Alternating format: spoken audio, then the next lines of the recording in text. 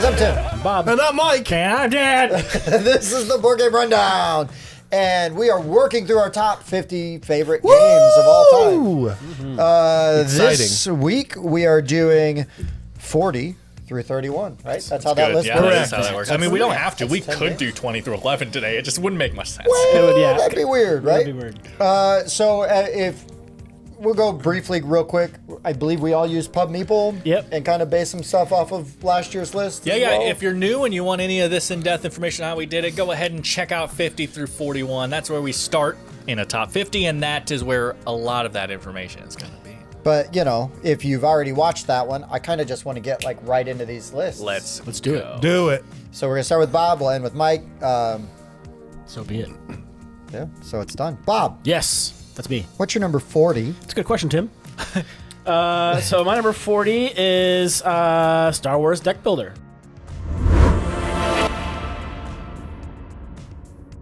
Oh, nice. yeah, good one. So I used New to to the play, list. yeah, pretty new to the list.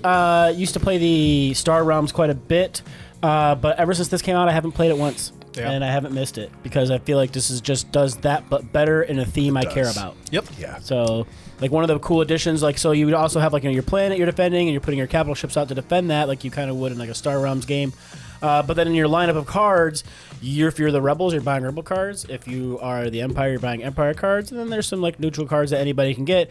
But then you could also attack the other team's cards in the row, and then you get resources and things for doing that. So it's like, a lot of times you go to buy something like, well, there's nothing up there for me to buy. Well, it's okay. Let me use my attack to kill that. And then, oh, look, now I'm getting buy resource. I can buy the new card coming out. And yeah, it's very cool. I really like that addition to that game. It's really well made and super fun. I expected to see this on some lists. It just missed the 50 for me. Yeah. Yeah, no, it's really good. My only small issue with it is sometimes you do get the market kind of locked up where like none of the cards are yours. And yeah, you can attack them and get stuff, but like sometimes you just want to buy some cards, and having none of them there can suck sometimes. Sure. But That's fair. That's fair. Any game like that is potentially, you know, suffers from that. But yeah, I do like their sort of solution to that problem, right? Right. All right, my number 40, new to me from Academy Games, and that is Reality Shift. Wow. This game, This is so high. it is high. I mean, I played it for the first time this year, and we, like, my family loves playing this game. You know, like I play this game with my niece, and like, again, you can get sidetracked with just wiping out the other bikes by moving the Just cubes. playing cards and flipping things up. This essentially was like designed to be like Tron, the Light Cycle board game, but they didn't have the IP, so this is what it is. And you're racing. Everybody is at a starting cube, and you're racing to the finish line, right? But the thing is you can play cards for movement, and then you're playing cards to like rotate and shift cubes around. And so like you can you know, stack up. They can stack up on top of each other, and then you can kind of go around the cubes. You can move the finish line even closer to you or farther away, or you can bury it to stop your opponent from getting there until you can get there. Then of course you can get crushed, and then you have to respawn at the start point or at a checkpoint if you've gotten one of those cards. Just very cool design. It's got magnetic cubes, and the bikes stick to the side of it. They look great. It's fun to play with different versions of the layout, like the starting layout. If you have the deluxe version, I recommend it. It just gives you more options, more cubes, and things like that. But this game's really well done. I really enjoy it. Matt Hansen is the designer. And like I said, Academy Games. I just think this game needs more love, too. It's really good and a lot of fun. My number 40 was 24 last time, and that is Ra.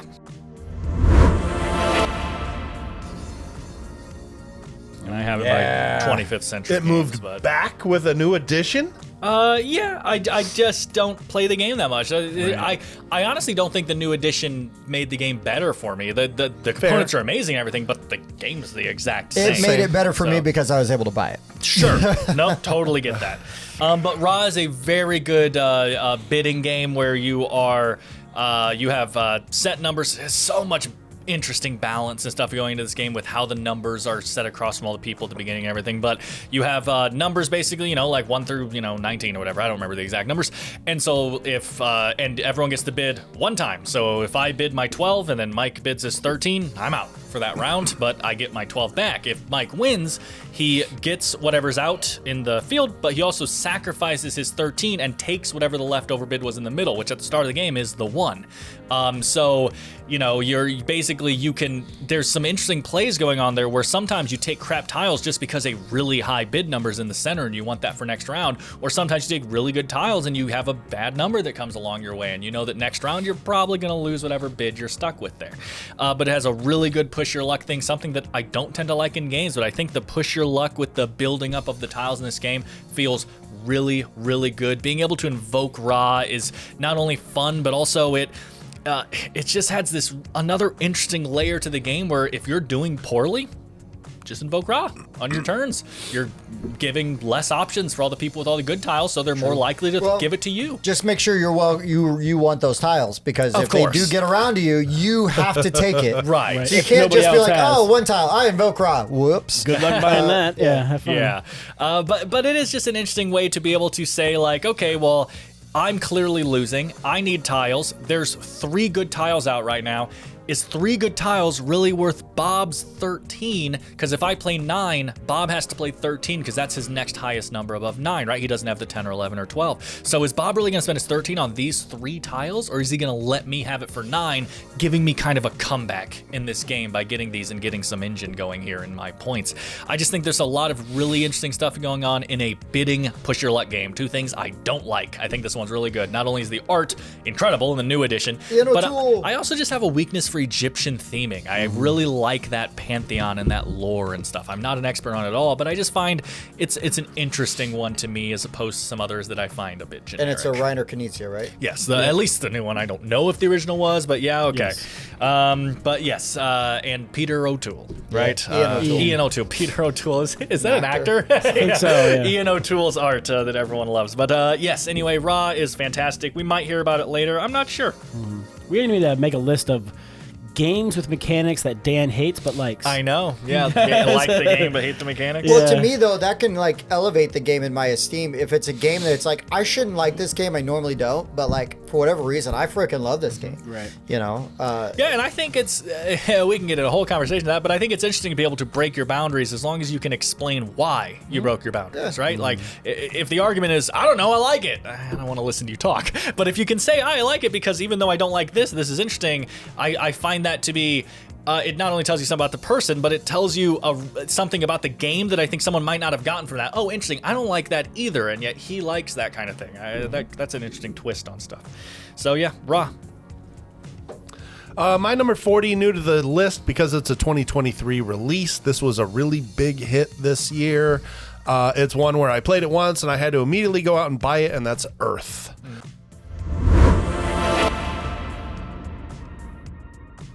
I really enjoy Earth. I really like how it's simultaneous play, so there's really no downtime. One person is selecting the action. The actions are laid out by colors, and then once they've determined their action, the person that selected it gets the best version of the action. Everybody else gets a less useful version of the action. Then you can trigger every card of that color in your tableau, and that's where I really find this game shines. I'm activating every green card in my tableau. Well, the game ends when you have 16 cards out, and maybe you're going to go on the green card strategy. So you've got 8 green cards to activate every time somebody picks the green action, and I love how that builds up as the game goes. I like that simultaneous play. I like how you're building a 4x4 grid, because that means cards react to each other, not just based on a row, but also columns and even diagonal. And I just love how you're also kind of building a spatial puzzle, if you will, of cards react to each other, not just in a row, but like, two-dimensional. So just a lot of things I like about Earth. I had to pick it up. It had to be in my list. Yeah. This is actually funny because this is the opposite of what I was just talking about, right? To where this has Spatial element. a spatial element, but I was going to say simultaneous action and a spatial element. And I don't like the game that much. It's not bad by any means, but I just wasn't blown away. And I honestly think the theme is a big part of that. Insult my character as you wish, because that matters to me a lot. But I think if this game was like a sci-fi and you're building a space station, or if this thing was medieval. Called Mars. Right. Or if it was medieval and you were building a castle, I just think that I would be a lot more into the game. And I find this theme really boring. That's all. I know that people are saying there's not enough nature games out there, and that it's They're nice wrong. to have. There's too many Wrong. freaking nature I mean, games. I'm now. a They're sucker gonna join for the Vikings, pictures of nature, so And- I'm totally cool with And nature. the Box photos. of Earth was in our top 10 It's box great. covers. It's It's a a great great box art. But yeah, I don't know. There's just something about that. But it's well made. It's good. I also know that box cover is a picture of Iceland, and now that's like a bucket list thing. I've got to go to Iceland and see that that was box at. cover in person. So Yeah, it's a great I engine love builder. Earth. It's great. It killed Wingspan for me. it hasn't for me. I've just played Wingspan a lot, Well, and it's a comfort game for You me. could either go home or to Bob's house and see that box cover in person, though. You said you needed to go to Iceland so you could see that box cover in person. Well, I own the game. Yeah. That's what I want to see where the box cover was based on. Well, it's There we probably go. a factory I'll take the game somewhere with me that made when the I go. box cover. I'll leave it there. I'll throw it in the waterfall, and someone else will pick it So up. number 39. Man, that went over like a Led Zeppelin. Okay. We're pretty good, I heard. So number 39 was another game that killed the game for me. Gaia Project. That's a Yes. Killed Nice. Killed Uno. Killed Terra Mystica for me. It does. But yeah, it's but you're all these tons of different factions that you can play. They're all asymmetrical, different abilities, and each game you play is different because each round they want you to focus on doing different types of things. But you're like building mines, upgrading them to trading post, and then you're either going like the science route or more like trading money route. And one of the things that I like over Terra Mystica is instead of just being like the temple track or whatever, where you just arbitrarily kind of go up and don't really get anything for it, it's a tech tree basically, and you're moving it up and you're getting new techs. You can explore further into space. You can terraform for cheaper. You can increase your income levels that you're gaining, and like there's just so much that you can do. And then you have this other resource called power, where you're charging these power cubes up. Then once they get to a certain spot, you can like spend them to do bonus actions and things like that. But then if you want to use them to build satellites, to build federations, then you have to actually like get rid of them. And there's just a lot going on there, and I really enjoy it. I think that it's quite the puzzle to put together. I think Terra Mystica was the first game I played with vastly different asymmetrical player powers. I always liked it, and I've played a lot, but then I went years without playing it. And then everybody said, well, Gaia Project kills it. And I acquired it, and I haven't played it, but now we've been playing it on BGA. Yes. And it moved Gaia Project into my top 100. It barely missed the list. But I think if we play it, More in IRL. we need to play it. Yeah, we need to get the real copy out because Yeah. that I played game's like 3 rounds of it. fantastic. I watched It's it so at a good. Meeple meetup. I haven't played it myself. It's so good. I just It want is. to play the physical copy. I like that it rewards you for, not just going and doing your own thing, but like if you're building stuff next to other people, it makes your stuff cheaper and you get more stuff from it because it's a trading post. You want to trade, you want to be closer to the other species and whatnot. And so, And then yeah, I like also, that. if you build adjacent to another player, they get the option of gaining power by sacrificing Right. points. But power is such a useful resource in this game. You almost always will sacrifice points to get power Couple because of you get points these for extra power actions that really. kind of get more out of your turn. Yes. Each turn. Oh, the power system is great. A good choice. This is another game I mentioned in our last video that Levi was playing a game he didn't know how to play with them. This is another one. That, He's doing pretty good. Levi, well, he's played Terra Mystica a couple times, but A lot, he yeah. doesn't know any of the iconography in this one, so he's having to like relearn At least on the that. computer, you can kind of hover. Right, That's how yeah. I was. We played it, and I had no Yeah. learn. I'm Couple like, times okay, I'm this like, is what I'm this gonna does in book. Terra Mystica. Yeah. It's just funny. He was talking about. He's just like, God, what do I do? Piecing it together as I go. It's still awesome. It's so funny. Okay, so my number 39 last year, it was number 50 on my list. We all love real-time games. We do. Dan doesn't love betting games, but everybody else does in the group. Ready, Set, Bet. Yeah, John baby. D. Clare. This game's awesome. I love this game. I have yet to play it with a human rolling the Roller? dice. Sure. But just doing it with the app. It's going to happen. It's gonna happen, Mike. We're gonna make that dang thing happen. But I love this freaking game. It's so much fun. We have a great time.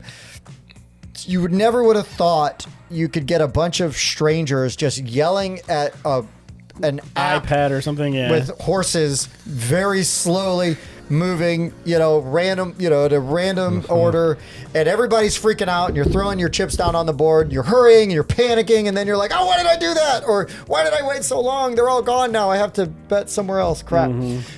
It's really fun, very satisfying. The game plays very quickly. I think it could use some more of the cards that you get at the bottom, or the side bets. the side bets, and then some of the cards, like the special player power cards. Oh, yeah. I think it could use a few more of those, but like, it's not like it's a huge detriment to the game. It's just that we've played it so much that it's like, I need to see some more of these things, some more variety and stuff. But Ready Set Bet, super good. What is that? AEG, I believe, is the publisher. John DeClaire, just fantastic game. I want him to be a friend of the show because I like a ton of his stuff, except for Empire. Happy Time. Yeah. Oh, his best game? Happy fun time. Happy Fun Time Empire. It's easily my favorite party game. It's awesome. Oh. Yeah, Ready Set Bet, super fun. Very very strong recommend. Party then. I Pull think the pulse with the fire out. I think Ready Set Bet does a really good job also of kind of being a gateway game, a good icebreaker game. Yeah. You can bring people in and The more people, the better, though, because you play that game at 2 people, it's boring. Yeah. There's Four and no. up. Because there's way too many spaces. Too many there's spaces. There's nobody's fighting over spaces. Yeah, You're like, yeah. okay, my bets are out. Right. That's it. Can we just skip to the You end said of the fast app? forward the app. Oh, you won. Good job. Yeah. Okay. I only want to be the dungeon master of this game. With the- Yeah. Ooh.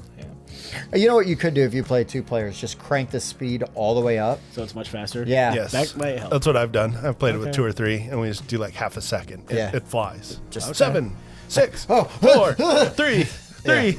It's so fast. It's chaos. It's Yeah. great. Yeah, like the 10-second break. You're like 7. Literally, like one race is like a minute and a half. It's so awesome. You play the whole game in like 15 minutes. It's pretty fun. All right, Dan.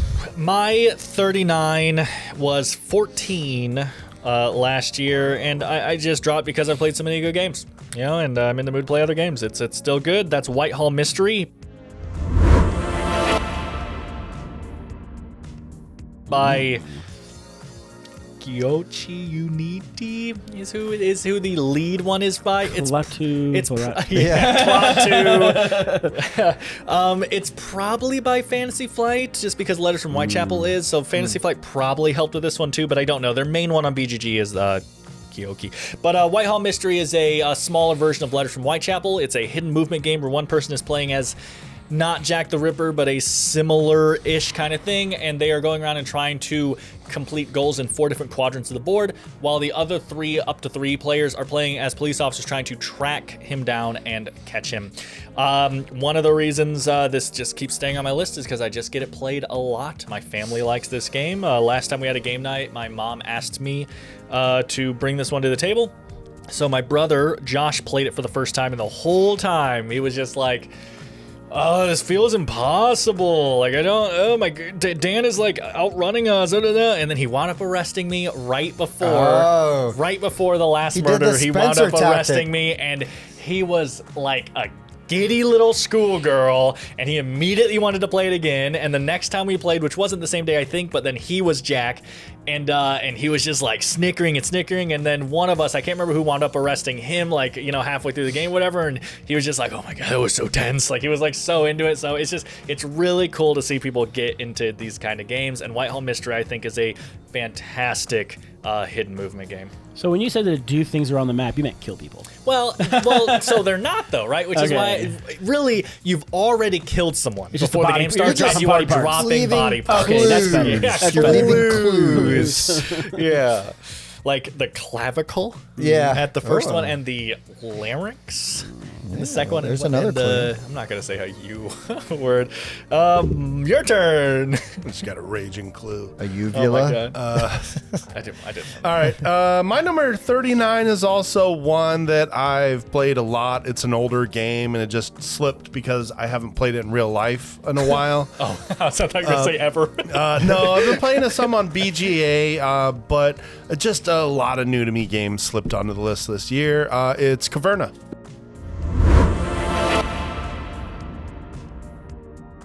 Caverna is still one of my favorite worker placement games. This is Uwe Rosenberg's kind of redo of Agricola. This is the more forgiving, fun version of Yeah. Agricola. Fun cave. It's a lot more forgiving.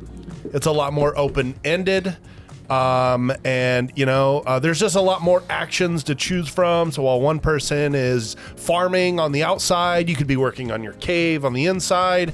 I just really like the progression in this game. I like the adventure mechanic, how you send somebody out and they come back with resources and then you can level them Yeah, up. they get better at it. Yeah, I really like the adventure mechanic a lot. I like how you actually are building new workers as you go.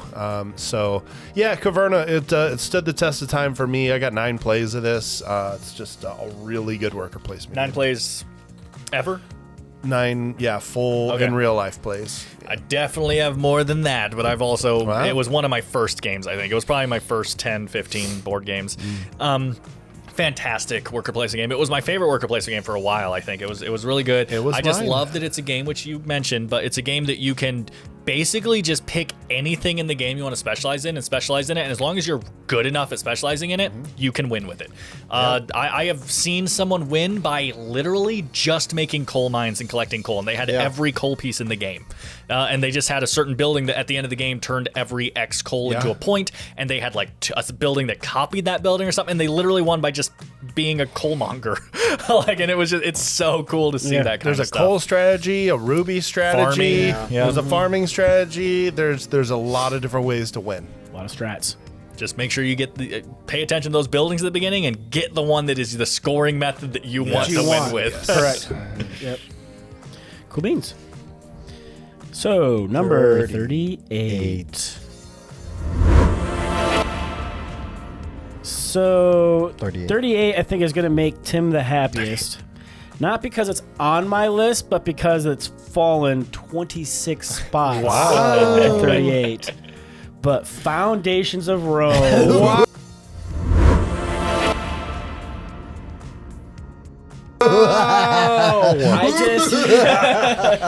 I feel like I have played this game a ton. To death. It's so good though, but now it's like I still have people requesting it all the time. Sure. And I don't It's want them to beautiful. have the Tim experience. Uh-huh. So I tend Sit to out. opt out of of playing myself, and I'll get everybody else going, teach them how to play, be there for questions, and then let them play and enjoy it rather than me just stomping them. I can't into the believe ground. my joke was right. Yes. But yeah, no, Foundations of Rome is great. It's beautiful, awesome table presence. It's a like I said, it's a fun game, but I would rather teach other people to enjoy that than to, I think, continue to keep playing it right now. So that was gonna be one of the games you talked about, games you've kind of cooled on a little bit. That's one of the games I've kind of cooled on a little bit. So Me too. But- Love still love, Oh, wait a minute. still love the game though. This is a great game. This is another one I was joking about us playing on a Friday recently. Because I just like it. It's good. It is good. Okay. Tell us what you love about game. Tim. Listen, I really do like Emerson Matsuuchi designs Yep. overall. Sure. Just not everyone's going to be for everybody. This one wasn't for me, but I understand why people like this game. I think it's very well designed. The components are freaking amazing. Phenomenal. Arcane Wonders crushed it. But yeah, I don't like it. Yeah. Cool. Super fun. So my number 38, you either win or you die. This is Fallen. It was 18 last year on the list, but a Game of Thrones, the board game.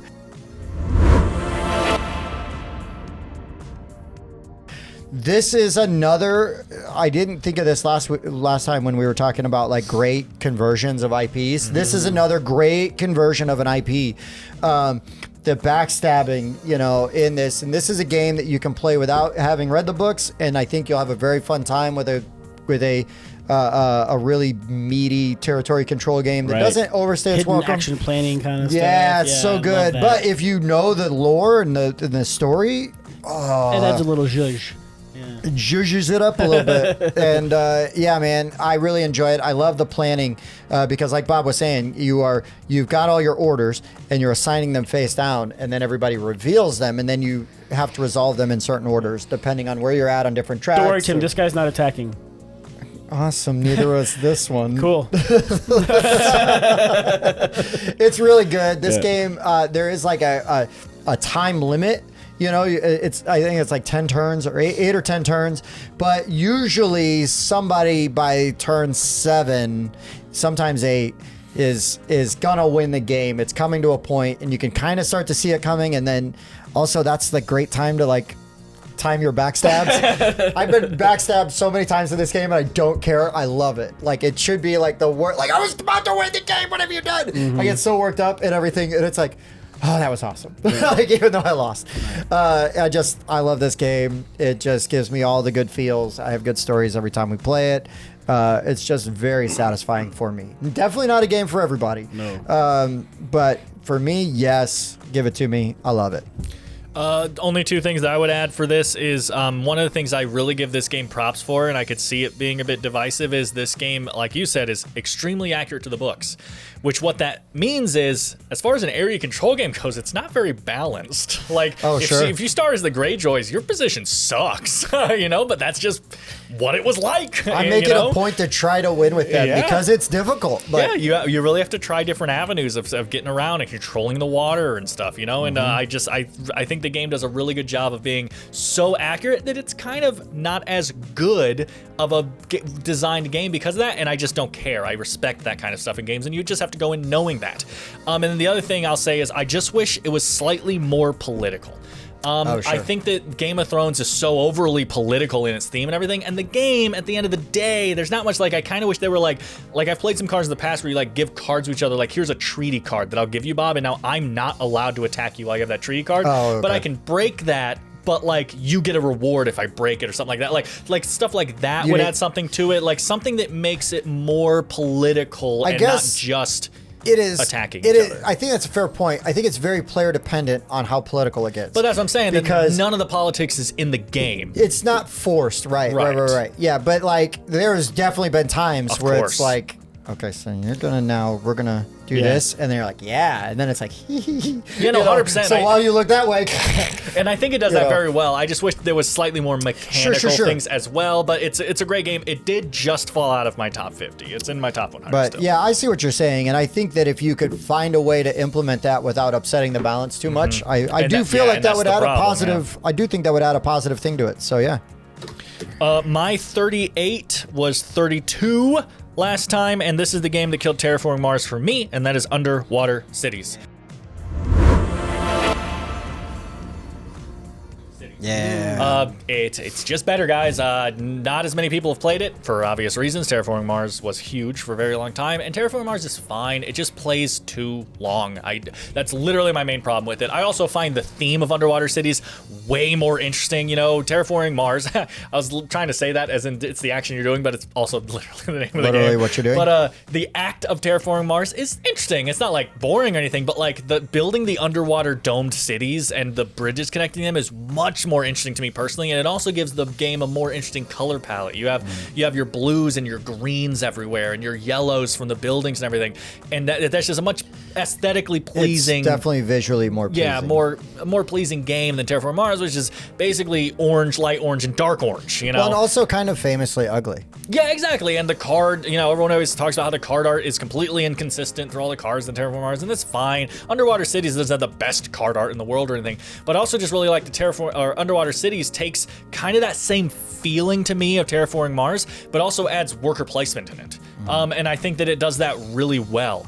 And I highly suggest checking out Underwater Cities. I haven't been able to play with the expansion yet. It looks cool. There's also technically, this has been happening in the industry a lot lately, it seems. There's technically a broken strategy you can do using the kelp in Underwater Cities. Guys, just be a decent human being and don't do that.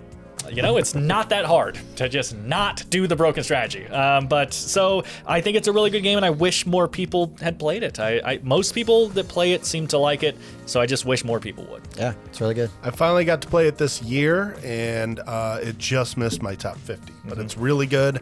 I do like how you've got to do a worker placement spot, and you've got to play a card, but if they match, you get a bonus. The color matches. So. Yep. Really like that. Also, if you're going to get the expansion because it gives you a dual layer player board. So that's right. Even just for that, get the expansion. I know, Bob. You beat me to buying it from the guy in our Discord. You used to be able to buy those separately, I thought, but maybe they put them all in the expansion. It is in the expansion. Yeah. Good pick. Okay, my number 38 moved up. This is an older game that's out of print, but then I finally got a copy from Tim's niece, and then I finally got to play it, and this is Container. Container. Container is an excellent economic auction game where you're actually buying and selling containers, like the ones that are shipped, that ship board games. And you've got these like these barges or huge cargo ships that you're loading these containers onto, and you're moving them through the ocean, and you're putting them on people's harbor, and you're buying them from them. Then you're moving them to this center island, and then you're auctioning those storage containers off, because everybody has a scoring card secretly. There's like 5 different colors of containers, but everybody scores them slightly differently. So you're paying attention to who's buying what colors and trying to prevent them from accumulating more of those colors so they can rack up their points. And there's just kind of this neat sort of role that kind of happens where one person is harboring all their goods, and they're paying attention to the prices that are being set, because you can change your pricing as you go. And so one person is producing goods, and then one person is storing goods, and then another person is making their money by putting their goods in the middle and then auctioning them off. And there's just so many different ways to get money and be good at this game that I've never seen anything quite do what this game does for an auction game, and all the different ways it incentivizes what you're selling, when you're selling it, how much you're selling it for. And there's a ton of player interaction, paying attention to the prices that are being set and what colors people are buying. I just think it's fantastic. But yeah, unfortunately, it's out of print. It's one that would be way up on my list of games that need to be reprinted. It's been reprinted twice, and they're both still out of print. They did a 10th anniversary jumbo edition, which is what I got. And these ships are like this. They are massive, like clay ships. They just look really nice. They improve the colors. They put all the modules in it. It still needs reprinting again, but Container, it's an excellent auction game. Right on. It looks and sounds great. I'm worried from the descriptions I keep having that I'm going to be just as bad at it as I am smartphone. Oh, sure. So I'm worried, but it sounds good. Different enough from smartphone, for sure. No action crafting. No action crafting. Action crafting. 37. 37.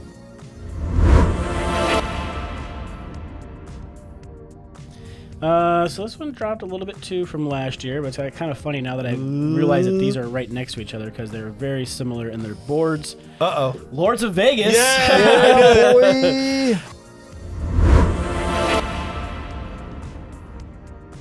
But that's a super fun game where you're claiming plots and you're building casinos and you're vying for control of them. If you can get the up expansion, always play with that because it makes the game so much better.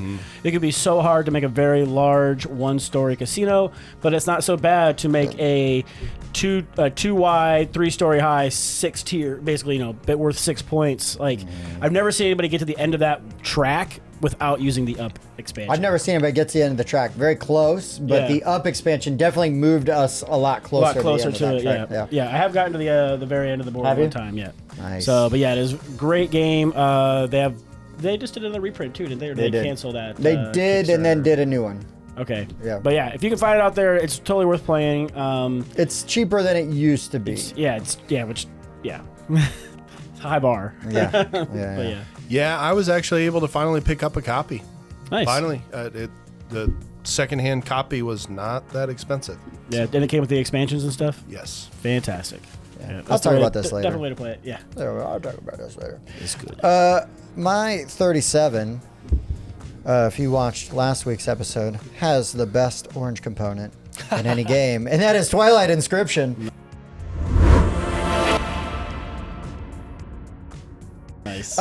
This is my roll and write, the one roll and write to rule them all. Right. I don't like roll and writes very much. I freaking love Twilight Inscription. I love Twilight Imperium. This kind of gives me sort of that expansive feel that game does, but it's completely different. It's kind of like when Mike was talking about Hadrian's Wall, where you're like, you're getting the resources that are rolled, and then you pick your board that you're activating, and now you're prolonging your turn by causing as many little chain reactions as you can by maybe filling in this box, and now I can fill in this box. Now I'm filling in this box. That allows me to do something over here on this planet. Do that, or you're the only thing that I need to play it again just to really try to see somebody work that war strategy to like the nth degree. That feels like the weakest board. The bottom one's both, like the left one, the war one, I think is the bottom left one, feels the weakest, and the bottom right one feels the strongest. Yeah, it does. It really does. It really does. But the exploration one is really fun, and then like the colonizing the planet like one. There's all the boards are fun. Yeah. The asymmetric player powers, there's a stack of different kinds of characters you can be. The markers are great. It plays very fast, even with a teach. It just looks good. It looks really daunting, and it's not that hard. They just did a really good job with this game. I really appreciate it. I love it and enjoy it quite a bit. I know we keep bringing it up, but the markers genuinely need Oh my mention God, they're because amazing. like they write perfectly out of the box. They're a beautiful like neon orange color, and they're designed to not be easy to erase. So you can Right. like knock your board around and rub stuff on it, and they're fine. Like you have to rub the eraser that comes with it pretty hard to erase them. Like they're just very well They're done. really good quality, yeah, because you don't want to flub your board, right? And Yeah. it's easy to do that when you're working on, Multiple over. boards, yeah. Yeah. This is a fantastic game, and I think, like you, Tim, I don't like roll and writes, right? I just don't think this feels like a roll and write at all. It doesn't. Like, it feels It more like a doesn't. civilization game It to me. does. Like, there's just so much going on and so many things you're juggling that are all, like, different states of a government and stuff. Like, I just, like, there's It's so much so there. like resource management Yeah. sort of engine building, because yeah, it's like for sure, oh, the engine building with the combos it's is like, I like... fire this off and then I fire this off and then I fire this off, and I forget that it's a roll and write. It fell for both of us, which means we just need to play it again. It, didn't it f- fell off my Was list. it on my list so- last year? Yes, you had it at number 22 Oh, last okay. year. Yeah, okay.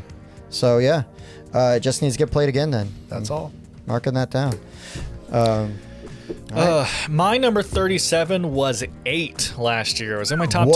Whoa. This probably is my biggest fall on the list, but I haven't actually mapped that out. At the end of this, like after we do the top 10, I'm going to try to have like a fun fact list put together of like different things I've seen, analytics and stuff I've noticed in the list. But so my number 37 is Marvel Champions, the card game.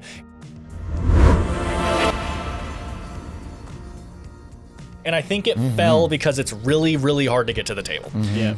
Not only is it a long playtime, like I think that's its biggest negative, is it just plays too long. But then also, if you're playing with someone new, it's a lot to teach. I think there's a lot going on there with the way the asymmetric stuff works and the game cycle, works. Levi actually taught someone how to play just a couple of weeks ago and had a really bad experience. Like they weren't able to get into it. There was too much rules overhead, they felt, and like they kind of just stopped playing, I think, and Levi had a really bad experience with that. I think that can happen. There's a lot going on here.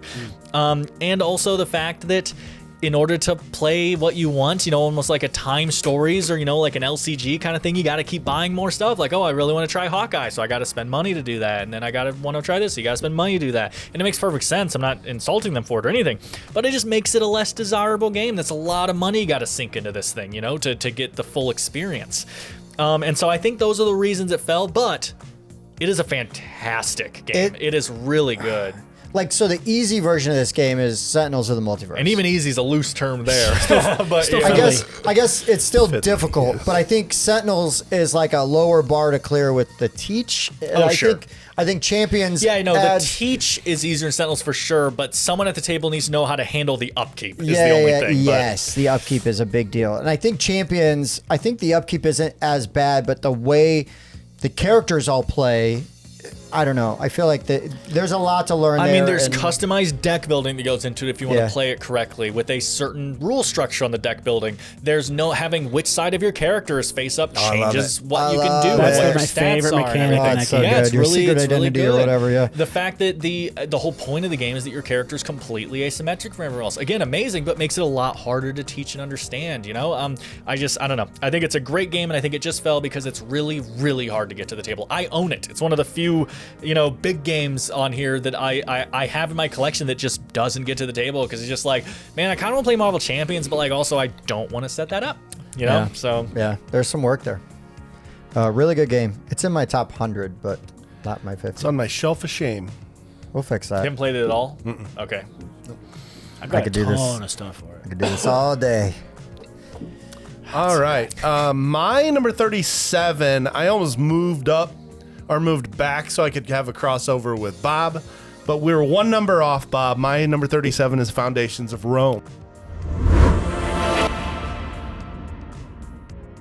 Oh man, It was 34 for me last year, so it barely moved, especially considering more than 4 games are ahead of this one. But I really like, and I don't know what to call this, so I've just called it building adjacency rules. I get points based off of my building being adjacent to this building. And I really like that mechanic, and I also really like trading. You are sometimes not just buying a building that's ideal for your position on the board, you're buying a building that's ideal for someone else's position on the board they'll buy so it that from you can trade with that person. Trading in the Mediterranean this whole time. Yes, I didn't even know yes. it. I Tim is just back in. love I love trading in games. I don't think there's enough games that don't have like a force trading trading in mechanic. games. I don't like the stealing objective trading, it's mechanic. theft, I think. But Foundations of Rome is Bob really called good. it trading. The I trade you this. components are great. The only thing I don't like is trying to get a copy. Playing it. Oh, too. yeah. Me too, bro. Yep. They are It's going to have rough. them on their website here. Yeah, but I still can't afford it. Even if they It's do. a lot of money to get the decent version. I'd play a cardboard version. Who knows if they'll make one? Right. Yeah, but then you got to punch it out and make the Assemble it. cardboard all 3D building. We're going to still make it 3D buildings no matter what. Like, Yeah, just yeah. make it as complicated as possible. You have to build the buildings. Yeah. And then Yeah. sticker the sides because it's just blank cardboard. Just make it as Yikes. horrible Yikes, as indeed. possible. Wow. That is horrible. All right. Foundations of No. Thank you. That's my review. It's not that I bad. just gave not Tim more bad. ammunition. That's good. He All just right. sucks at it. Anyways. So 36. 36.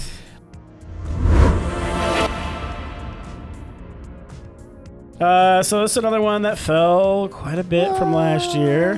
It's still a great game. I did just get an expansion for it, so I'm excited to try it with the new asymmetrical player powers. We have been playing this quite a bit on BGA here recently, but Beyond the Sun. Tech Tree the game. It's a ton of fun. So we've been playing a lot on BGA, but it doesn't really have the asymmetrical player powers I've really noticed on there. I think we were just using the base powers on Yeah, I was that. looking for mine. Yeah, I couldn't find it. Now, maybe there's somewhere in the setup that I just hadn't seen that we could set up some asymmetrical powers and whatnot. But yes, I just finally got the, I think it's called Leaders of the New Dawn or something like that. Sounds There's a- good. You're right. Yeah. But there's the new expansion's got like I think 2 or 4 new corporations that you can play and some of their cards and whatnot. But I'm excited to see what those can do. But yeah, you're basically just moving your little pillar around, taking these actions, researching different techs, and then building. It's literally tech tree the game. You got this huge 4-tier tech tree that you are learning and advancing. And if you're the first one to go to a spot, you get to choose, like depending on what kind of science you came from, what kind of science is going to go into the next spot. And so that's kind of a cool That's how thing. a Like, tech tree works. yeah, and so it actually kind of makes it relatable instead of just being like a random level Right. 2 Yeah. tech. It's Yeah. like, oh, it's based on science or it's based on economics or whatnot. But there's also like another sideboard with different planets, and you've got these. Some of your resources of your guys will turn into ships, and you fly the ships around the different planets. You're trying to colonize them, and that's another like end game thing that you can try to push to try to colonize more planets and get points and abilities from that. And yeah, it's good. It's really good. I only played it once and thought it was really good.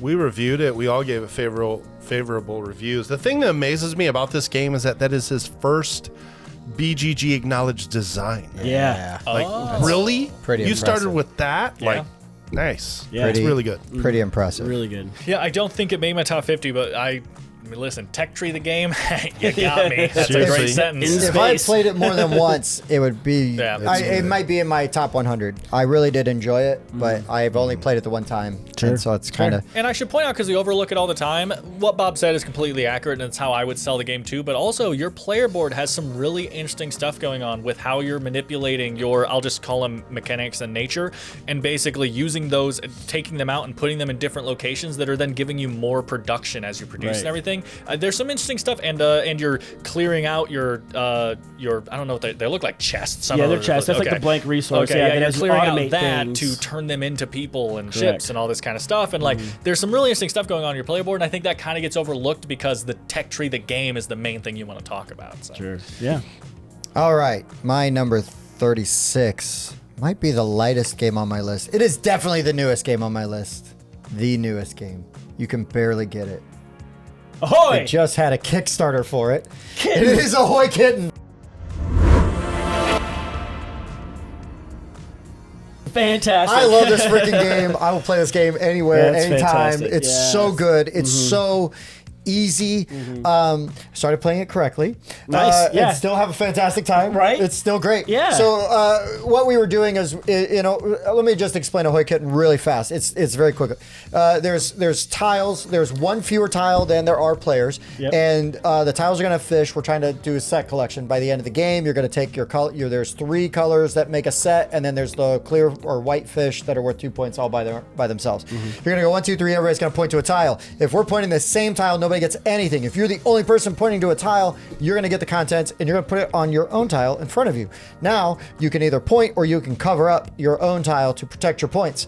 But if you do that, you do get to bank your fish, but then you flip over your tile, and then you're out for a round.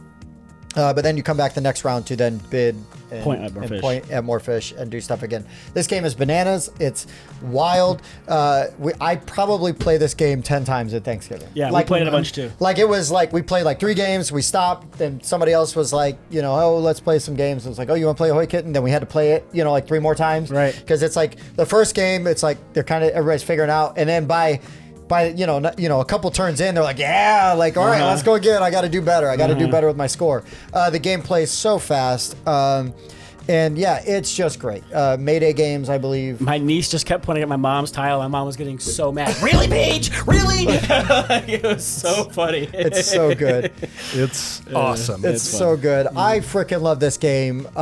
People are laughing and hooting and hollering every time you Yeah. play it. Yep. It's a great experience, and I love it. Ahoy Kitten. What we were doing wrong was if you were covering your tile, you didn't have to sit out around. Right. It just made the scores higher.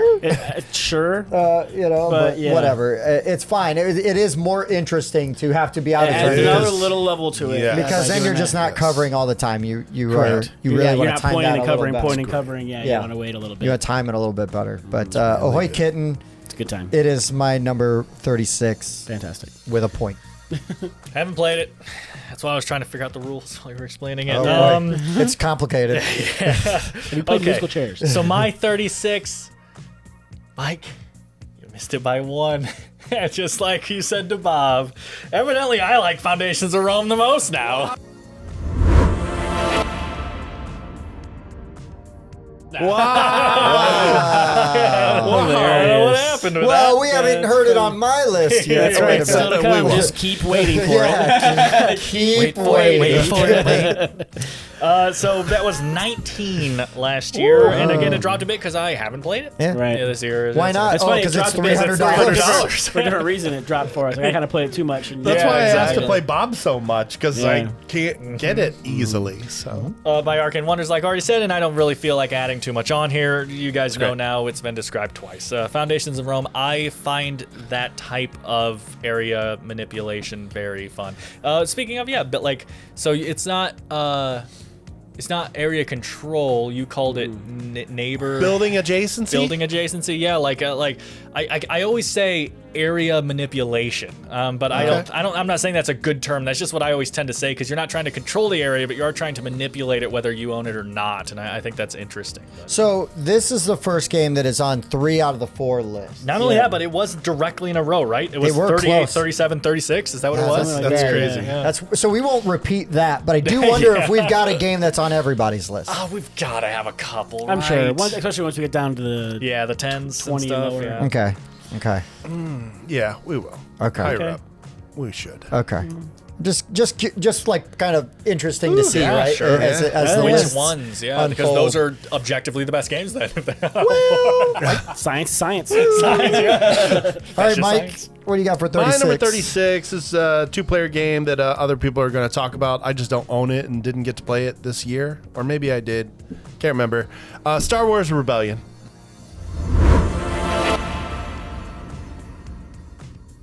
I had it at 25 last year. okay. I know Tim and Bob love this game. Yeah, I some love, could say this is one of the best IP games. yeah, I love this game too. I just I don't own it, but it's just really good. It really does feel like the IP, that kind of cat and mouse of trying to find the rebellion base. Feels really, really good. And You're gonna it's have to really, wait a while to hear me talk about this. Yeah, game. I know. Oh, I know. These guys love this game. Yeah, it's good. But it's fantastic. We'll save the extra banner for when it comes to them. That's my number 36. Before we get into Bob's number 35, let's hear a word from one of our sponsors. Lasercraft Workshop would like to introduce our set of 3D printed damage counters for popular trading card games. These stackable damage counters allow you to easily track damage assigned to cards during a battle. The set comes with 16 yellow 10s, 7 orange 50s, and 7 red 100s for a total of 30 counters. Lasercraft Workshop is accepting pre-orders now. To pre-order your set of these damage counters, visit the link in the description below or head over to lasercraftworkshop.com. So that's going to take us back to number 35. Ooh, that was very Not Yeah, bad. really good at that, guys. I knew this would be whatever. This game's already been mentioned once before. I think on I don't know if it was this week or last week. I don't know. It's been so long. Yeah. But it has dropped a little bit because I haven't played it much. But I do really enjoy this Civilization type game. But Korra Rise. I mentioned it last Of an week. Empire, yes, it's fantastic. If you haven't tried it out yet, Haven't tried it check out it out. Elio Games, Yellow. It was my 47. 47 is that what it was? Okay, but yeah, you're just you're choosing an asymmetrical civilization, and you are building up its like culture and its military strength and its economy, and you have to build up citizens, and you have taxes. And does that sound like fun? But no, it's really good because it does take that like what is normally kind of a super kind of crunchy and elongated experience and kind of like mashes it down in like a sub-hour type of experience that everybody I've I thought you were going to say suboptimal. I don't know why. type of experience, but it's neat because like you have all these, you're rolling dice, but then you also have these like tiles, and the tiles have values on them, and so you have to assign actions equal to your die value, but you can use like citizens to make up the difference if there's something that you want to do but you didn't quite roll high enough. And then there's these cards that you can get that you put out, and they're kind of like techs and everything that you get to do, and it's really fun. That's cool, man. Very enjoyable. It's cool. I'd love to play this game. But I never get invited. Well, friends and family. Fair. That tracks. All right. My number 35 is my second favorite game by this designer. Spoiler alert. Okay. This is a bag builder that we all, except for Dan, love. And that is Quacks of Quedlinburg. Yeah. Yes. This game's great. I love it. We just played it again, at Thanksgiving. It gets requested. I prefer a different one, which I will talk about in future weeks, that I think Dan likes a lot. Interesting. More than that one, that's for sure. Yeah, well, yeah, not hard to do. But Quacks is really cool. You're basically drawing chips out of your bag, and then you're filling up your pot. And then in between rounds, depending on how far you got, that's going to give you your purchase power to then buy other chips. As you progress through the rounds, 2 other chips are going to become unlocked, and they give you other abilities. And all the chips do different things when you pull them out of the bag. Sometimes it depends on the timing. Sometimes it depends or it might just maybe you need another chip to have occurred right Beforehand, before it, sure. you know. And again, like there's multiple cards for the chips. Each chip's got like 2 or 3 cards that are front and back. Yeah, in front and back. So you get different abilities. You can just kind of build it up and play in different ways. And usually what I do anymore is I'm like, while I'm setting up the game, I hand those cards to somebody and I'm like, just pick whatever, pick ones. pick Yeah. whatever side you want to use. I don't care. Let's do it. I play with most of the expansions. I haven't done a ton with the newest expansion yet. But I do like the herb witches or whatever. Yeah, they, herb witches. They give you the coins and like those one-time abilities. But this is a really good I think game. it's the Alchemist or whatever it was, the expansion. That was pretty good too, though. Yeah, it's good. We Haven't were played playing as at much. Thanksgiving, and I was like, I haven't played this in a minute. I don't need to look up any of the other rules. Like Right. that one, I would need to like refresh on all the rules and Sure. everything. So just out of laziness, I didn't play that one. But this was 29 on my list. That's that code from last week.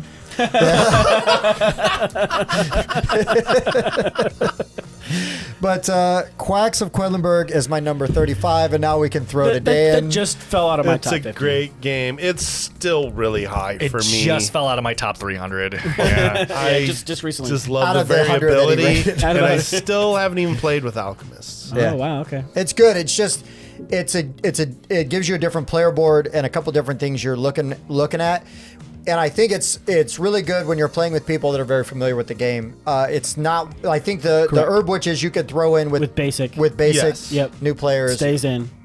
Right. Yep. But anyways, Yeah, Daniel. no new mechanics, just different chip options. Yeah. Yeah. Well, it does have the mechanic of the witches. where you the gotta- witches is like Whoa, a witches. That's so Every minor. round. Yeah. Right. It's so minor. Here's the thing: you can do once per game. Yeah. Yeah. Yeah, I guess this game is like the equivalent of cut the red wire simulator, but every wire's red. And the bomb's just gonna blow up in your face every single time, no matter what. I don't get into it.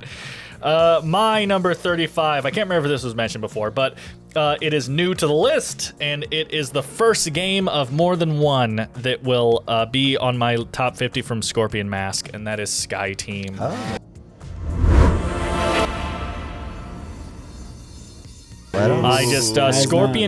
Scorpion Mask has instantly moved themselves up into my top 5 publishers, and they might even be my top 3. I think Scorpion Mask, what they touch is gold. They are a fantastic publishing company. They know how to pick good games, and Sky Team is a fantastic 2-player game. The second I saw this at Gen Con, I was like, oh my god, I gotta play this. This is such a cool idea. Oh, that theme doesn't exactly make sense to me, but it's still cool. You're in a plane, one person the pilot, one person the co-pilot. You have asymmetric stuff you're trying to do on the other sides, but also some stuff in the middle you're trying to work together towards. You're rolling dice and assigning them, and you need to accomplish certain goals by certain times and land the plane at the correct time at the end of the runway. It's just a fantastic game. It's really good. I have a feeling you'll hear about it more later, but also I don't remember if it's mentioned already. So No, it hasn't yet. Not yet. You will. yeah, so Sky Team, fantastic I Scorpion love Really Mask. good. I'll be talking about you guys more later. They're killing it here lately. Yeah, they are. For sure. 35, Mike. Great pick. My number 35. This was my gateway game, and I finally played it again this year after 28 plays, and it moved up. Lords of Waterdeep.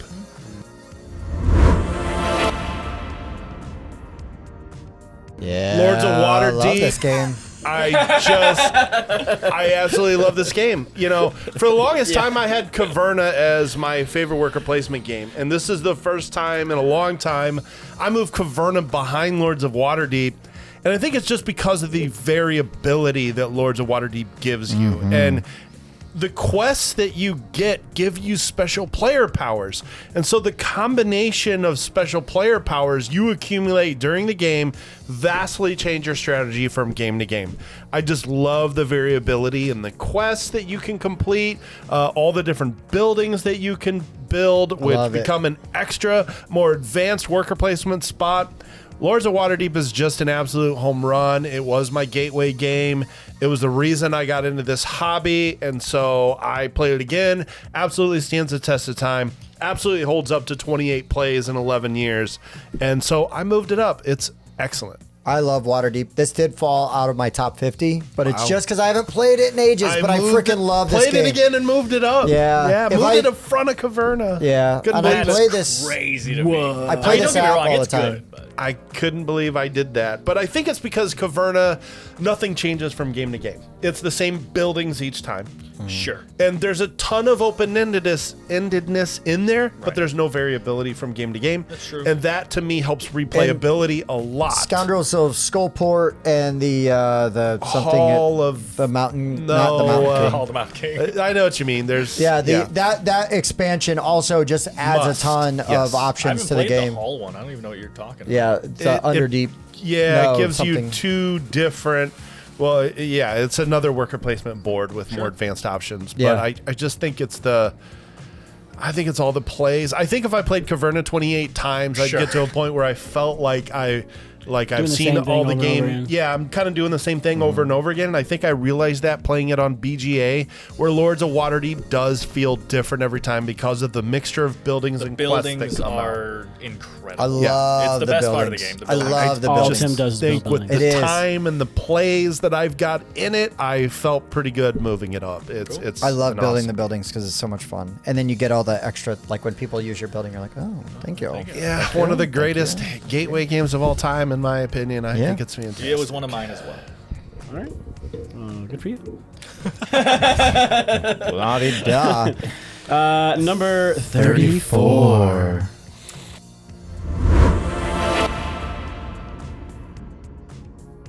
Tim, you were so close to being right. And I thought this was going to be controversial because of the Gen Con limited release, the Kickstarter, and everything else. But I did look it up, and the release date was 2022. But ahoy!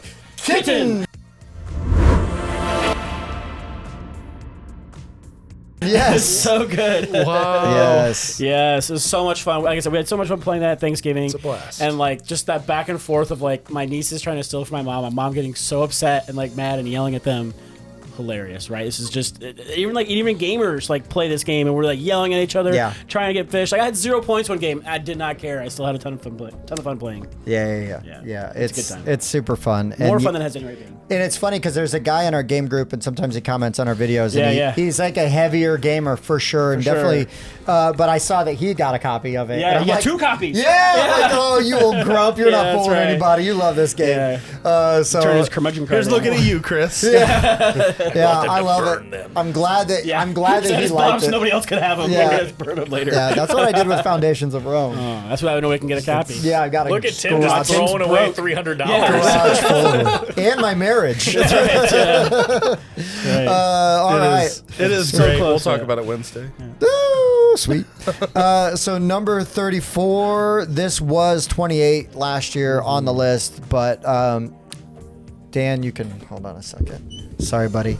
Lords of Vegas.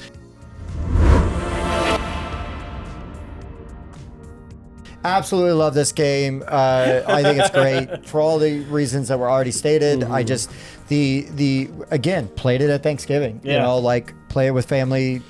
And the taking over the casinos and the timing of building up, and then I you know, love it. just Oh, the if you cards. pay, trying to talk people into like, hey, if you can make them re-roll, pay to re-roll those dice, you Yeah. can win. You know. Yeah, and then- you got like one die in there, trying to get lucky to get your one die to get that 6. And be like, I Gosh, stole it with my oh one my die. gosh, to steal it for 6. And then if you use the underworld cards as well, like that can give Yeah. you some fun like special abilities that allow you to do a thing.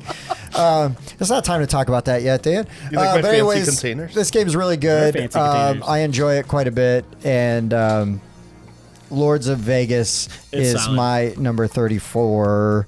Nice. It's, it moved back a couple spots for you. No, which I was just going to is start meaningless. playing.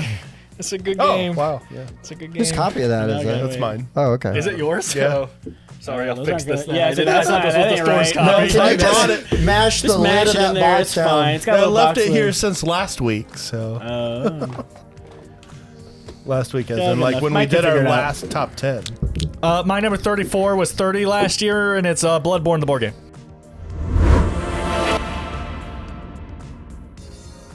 Oh, sweet. Eric Lang. yeah. It's I'm the only one other than Spencer who's Yeah, I haven't played, played it. it. No, I no played one else once. has played. Oh, I what? played once Oh, I thought at only Pete's, Spencer at had. Pete's house. Yeah, when he first got the Pete game. had it. Yeah, Okay. Pete's got it. Pete. Do you have it? No. Well, that's what I was gonna say. Is it's gonna be really hard to play it now because I don't have it anymore. So Oh. yeah, it's Talk to based Pete, talk on to Pete. Yeah, good point. It's based on the video game, of course, from Software, Dark Souls, Bloodborne, all that. I was just gonna still fix it. So it's basically I don't know, it's like a story game, but really you play in scenarios where there's like 3 or 4 chapters. You pick the chapter and then you're playing through them, and it's a quest accomplishment game, right? To where you have a card and it says, do X, go to this position, do this, and then it'll say, oh, once you accomplish that, draw card 34, and you'll go to that card, and you're going through cards and messing with NPCs and everything. I've talked about this game a bunch, so I'm not going to go too in depth. The greatest thing about the game is the player board switch weapon system. It's just really cool. So first of all, it's a deck builder. You have 12 cards in your deck. And then as you're going through, you're building up that deck, but you always bring 12 cards in with you. So at the beginning of a scenario, you basically pick which 12 cards you're bringing into that scenario and you build your deck out of it. And then while you're playing the scenario, you'll get more cards that can like go into there, but you'll always have to clear that down to 12 at the end. You basically, your player board has a weapon and has different slots for cards. And when you play it, you're going to do different attacks on those things. But once your board is full and you can't play anymore, you have to transform your weapon by flipping your board over, and that clears all your cards and discards them. And now your weapon has different slots, different attacks, different damages, and everything like that. And so the game is you swipping your weapon back and forth whenever you need to or want to in order to do different attacks for different things. Like I had one side of my board, I had like this spear that also turned into a gun. So with the spear, if I put a card down, my guy would like run up to 4 spaces and attack whoever was in it, and you do like a spear charge, but then I could flip to the other side and like shotgun also once I was then up close to him. And so you're timing this flip on your weapon in order to do that. It's the main fun part of the game, and it's just, they really capture it from the video game really well. And that is Bloodborne, the board game from CMON. Nice work. Yeah.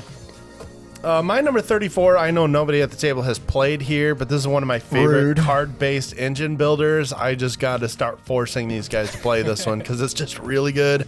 I never thought I got enough love, and that's Deus.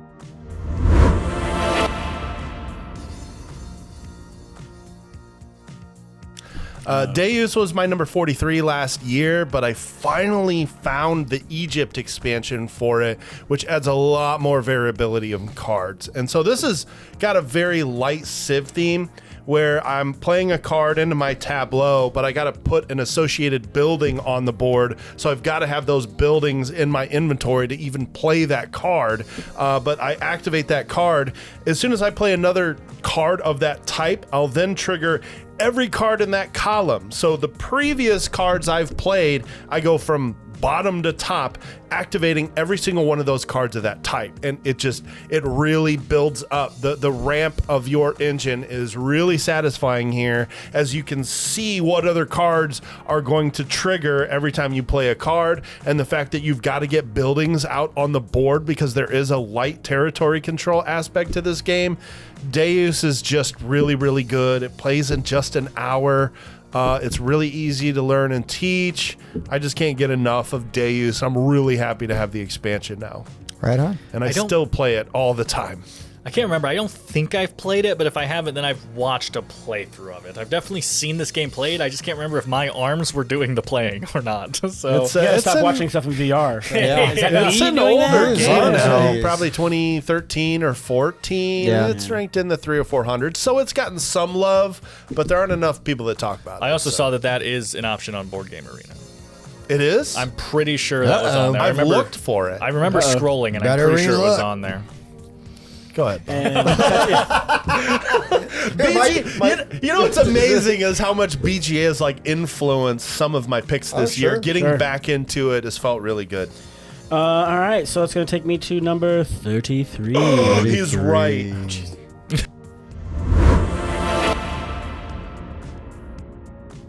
You're right, Bob. It is. You picked Dang, it's 33. right. I am right. Dan was right. Oh, This all yeah, don't sucks. say Go on, that. Bob. All right. So I think other than the games that are new to the list, this is one of the first games I have on here that's actually moved up from last year. Nice. It's moved up to 2 spaces. Ooh. Karuba.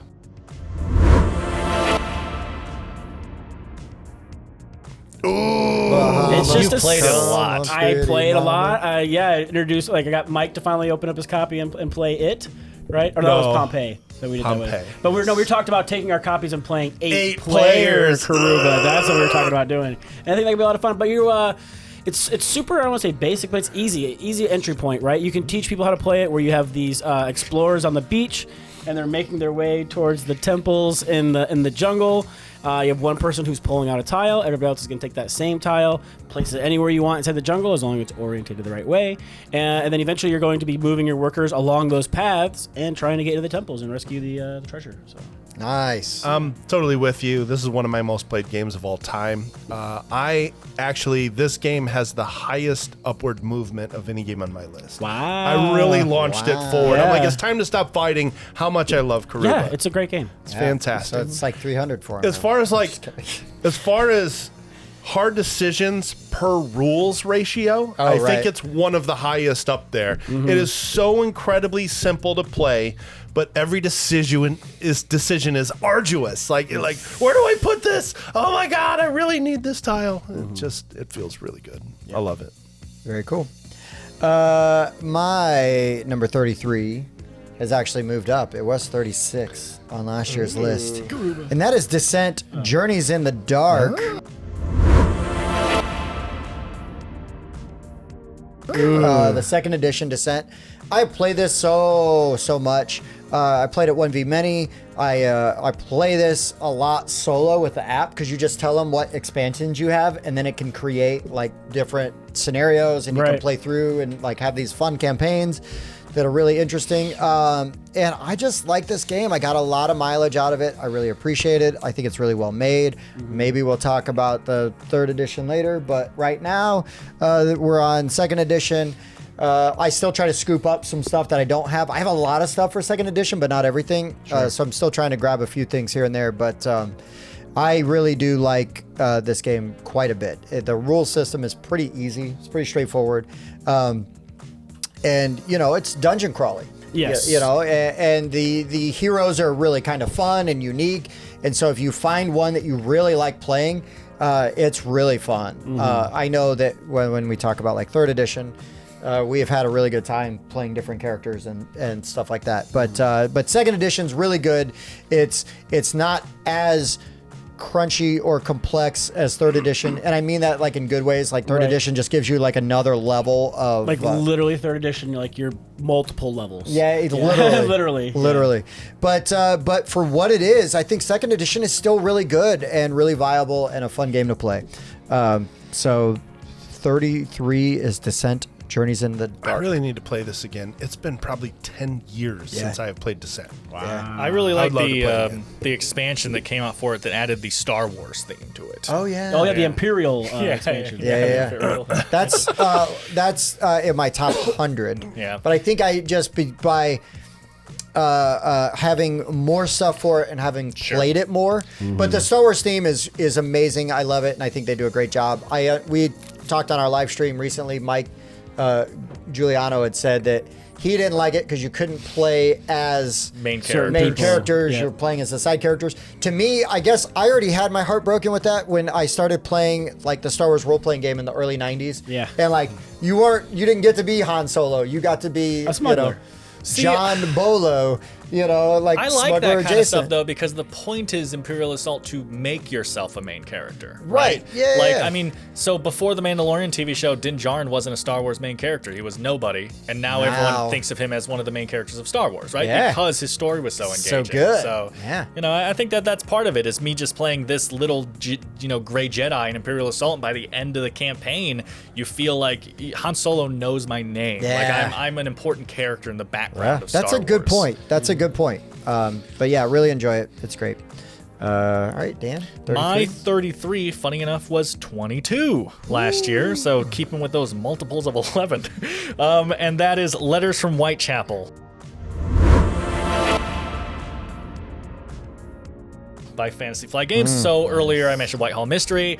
I've always liked this one slightly more. It's harder to get to the table, but overall it's just a better, more deep game. There's just more going on there, and I think that it plays better because of those things.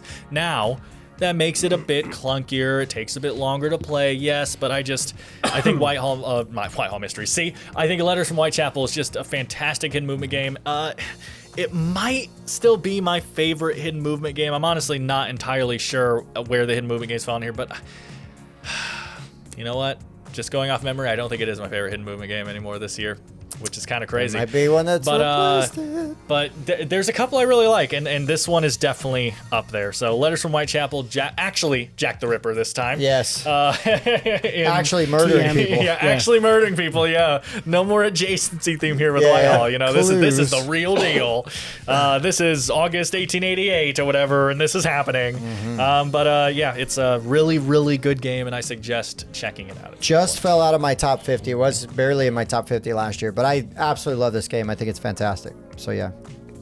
Great game. My number 33 was on the list last year. It fell slightly, an insignificant amount. I only played it once. It was Tim's copy. It had such a profound effect on me that I've got to get a copy of this game if I can just swallow how much it's going to cost me to get Heroes of Land, Air, and Sea. When you were talking about not Everdale, Dwellings of Everdale, last episode, I was like, he's got to talk about Land, Air, and Sea, then, right? Because everything you were describing about, this big battlefield and all these things, I was just like, he's gonna love that game. It's currently got a reprint campaign, but I think I would just rather track down a secondhand copy of First Edition. Which I know Bob has been trying to trade me forever if he can come down to what I'm willing to pay for it. Well, but, I mean, he's what a been friend. very clear with what he wants. It's very easy. Well, now he's got Andromeda's Edge coming. He doesn't need my dwellings anymore. But should have struck while the iron was hot. The thing that gets me about Heroes of Land, Air, and Sea, it is actually a true 4X game, and every X feels viable. And in fact, Tim had said in our play, when I exterminated Justin's castle, you said that was the first time you saw that in-game trigger. Yes. And I just really liked how I'm just kind of building up troops and building up resources. And I'm like, okay, let's figure out what to do with these resources, and let's start trying to trigger this end game and win this thing. Yeah. And I was just kind of playing around with the mechanics, and I just started honing in on, all right, let's build up a ton of troops and let's wipe somebody out. We're gonna do that because that's gonna feel good. Yeah. And it felt great. Especially when you did it twice. Yeah. Speaking of which, Mike, can I, now that I heard your pick, can I take my pick back real quick? And then, I'm just kidding. That's funny. And then you're going to have to That's redo funny. your whole pick. Yeah. But no, it's a really good 4X game. It doesn't bring anything new to the genre, but what it does very well. It's very, I don't want to say streamlined, but the rules just make sense. It's intuitive, I think. Yeah, it's got a very good player board. There's a ton of information on that player board, but it's very good at conveying what you need to know as a player. Yeah. I can't wait to play it again. Me neither. I love this game. I'll talk about it a lot later. We just need to play it like once a year. It We needs should. to be one of those appointment once a year games. You're right. I should play it once. You should. And we've only got a month to pull that off. Oh, so. crap. Wait, we played it this year, right? It was last year. Son of a biscuit. Yeah, because it was on my list last year. That's how I know it's my only play. Okay. I moved back from 28, which is barely anything. Okay. Number 32.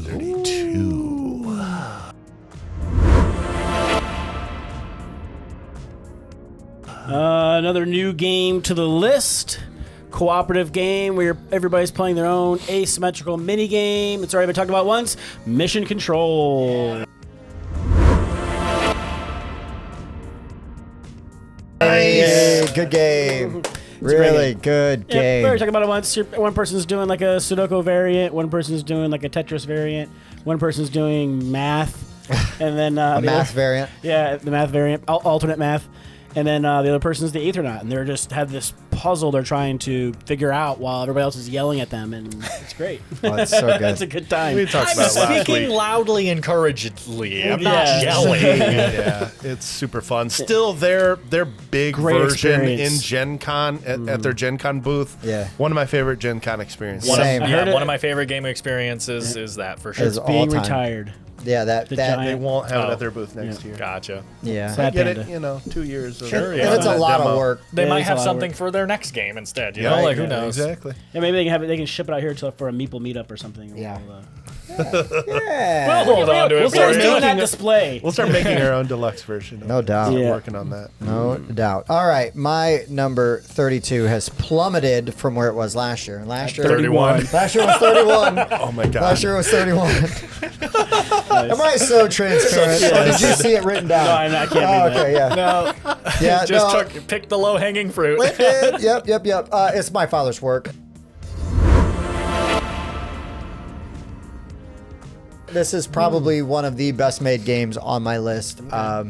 It's really good. I just need to play it more. This is almost like appointment gaming. Like, because this is not a game you play on a whim or a lark. It's like, no. It's also not a game you play one day and then don't play again for a year. You know, like you play through Yeah. like a stories. Yeah, Right, the yeah, story and everything is really good. we It's can really bring that one back fun. to There's the variable table. endings, like so we could play the exact same scenario we played last time and have a completely different experience because depending on the objectives that you're presented with and How well people do on it. how well you do or don't do, right, can completely like derail you or send you to different maps and give you different storylines as you go through. Like it evolves into something completely different. I love And the different maps as you play throughout. yeah, it's just very cool. And A book of maps. yeah. Binder of worker placement spots. So when I first saw that, I was like, oh my god. Yeah. That's so cool. Yeah, it's super good. I love this game. So, my father's work is my number 32. My number 32 was 28 last year, and I feel like I'm probably going to be the only one with this in the top 50. We'll see. But that's Merchants of the Dark Road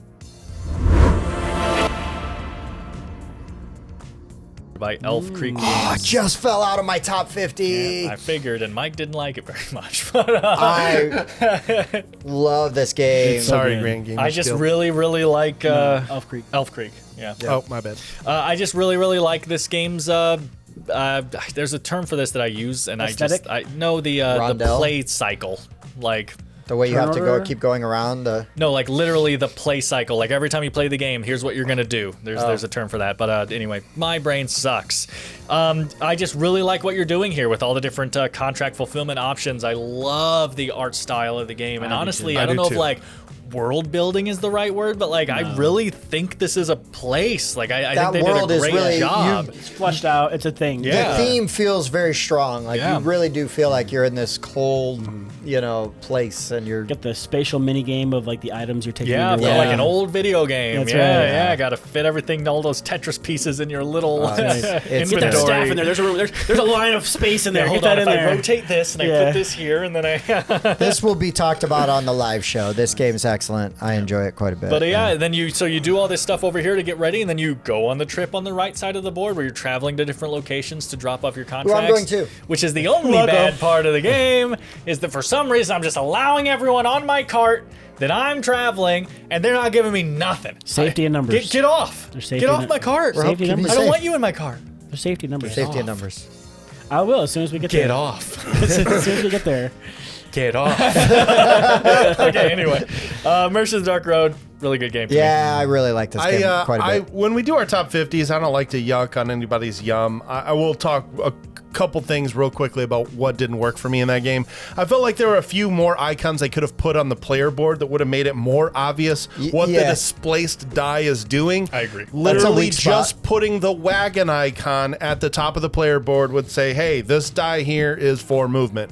I think the player board in general kind of sucks. The player board's not great, and I found it Right. very clunky to learn. And we did have that beef in our review about that too. completely chapped my experience. The other thing I thought was a little weird, the lanterns are one of the most valuable resources in the game, and if you use the lanterns to light the road, everybody else picks their benefits before you. Why? You're the one that brought the lantern to the. Well, that here's part why, gets because me. they got on your cart I without just, giving you anything, and they should get off. I just. Just get off. But you're the one that brought the lantern, and shouldn't you be in front of everybody holding the lantern, lighting the way, so you get first dibs? Like that thematic choice, I thought was very strange. Anyway, that's all my beefs. Just a clunky learn. I Didn't need to work go for back me. and play it and see if we flip that. we're like playing it wrong, it would not surprise me. no, but just to flip it and see if we enjoyed the experience I see, better or yeah, not. yeah. Like if Mike liked it I'd better. You come with play it, it but you're getting again. last picks. Especially having already played it before and not having to relearn it again, which was my least favorite part, was learning it that was tough game. to learn, but I did really like it. And then, even though Dan the whole time was like, get off, The whole time. nonstop. The whole time. Mike, what's your my 32? number 32 is of the Dark. new to the list. It is a 2023 release. I think you guys will have this higher than me. Well, if it's This hasn't is- been on our list yet. This is Hope so. This is my new BGA obsession. I cannot get enough of After Us. Oh, yeah. After Oh. Us I figured you had this a lot higher. is so good. I think I need more physical copy plays to move it up. And I'm pretty dead set on what's in my 20s, I think is what it is. I had very little movement I there. think I've heard of this game. But you guys all rated it higher than I did. And then just ever since then, I just can't get enough of it. It's yeah, maybe because we it's- saw it for what it was, like right off the bat, Yeah. and understood that it was I think amazing. that makes us right. Yeah. It's an okay game. It's got spatial. It does engine building in a way. It's deck building, engine building. The deck building And is done in a way I've never seen, where you're putting your cards together in these frames, completed frames give you resources. You need 3 of one type of resource to buy a card. At least. Yeah, at least. 6 gives you a level 2 version of that card. But there's no market of cards. All the cards are face down. So there's no downtime. It's all simultaneous play. And then you're not waiting on somebody to look through the market and, oh, okay, this one gives me 2 recruit and 3 attack. This one. No. You're just buying off the top Yeah, of tier a 1, face tier 2, down but deck. move it along. I think Yep, the game. that's it. I think the And game would be then- better if we did that. And then when you buy, you put it at the top of your deck. So you get to use it on the very next But turn. Dan, no stagnant And then there's market. items that you can use that allow you to 'Cause there's take a no card and market. put it back on top of your deck, or you can switch out resources. Man, the more I play it, the more it sings. After Us is amazing, folks. Check it out. really from good. Pandasaurus. Make I sure just you check think- out all the different items. I just think the hand building part is incredible in the mix of kind of a meh. The rest of it's just don't love it. Okay. 32 After Us. it's pretty good. Last one of the day, Bob. 31. 31.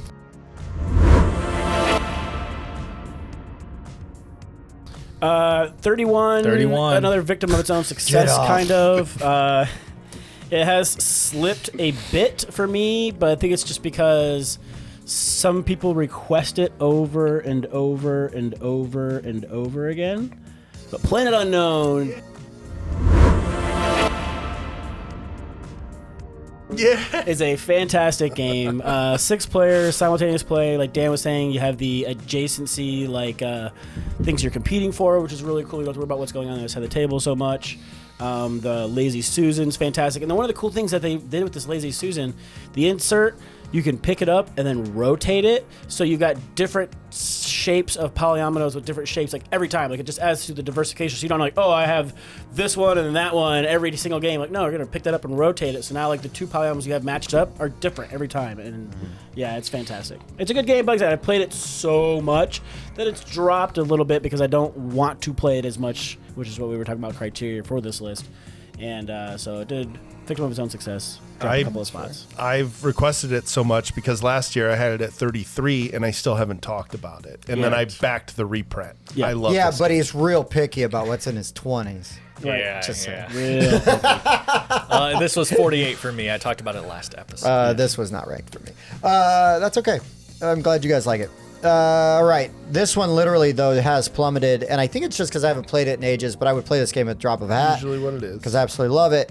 But my number 31 was 8 last time. Wow. And that is Defenders of the Realm.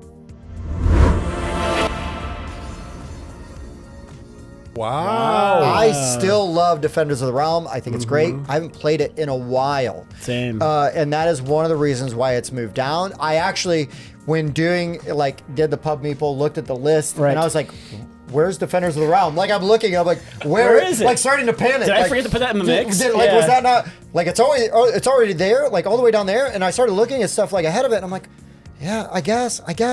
You know what I mean? Like, it just kind of made sense. Sure. But this is one of my favorite cooperative games. This is a pandemic killer for me, 1,000,000%. Agreed. One of my gateways. A gateway game as well. Just a really fun co-op. The board, like everybody has got like a different character with different player powers, and there's 4 different kinds of bosses, and they're coming from the different corners of the board. You're gathering cards, which are then going to give you dice to fight certain some of the bosses, and you can like trade cards with people if you get to the same spot. There's little quests you can do to get items, give you extra things. There's events which then populate the board. So this is like a really fun, difficult co-op that never feels too repetitive for me. And then you get like bonuses once you've killed, the different bosses. You get different advantages then, and going forward.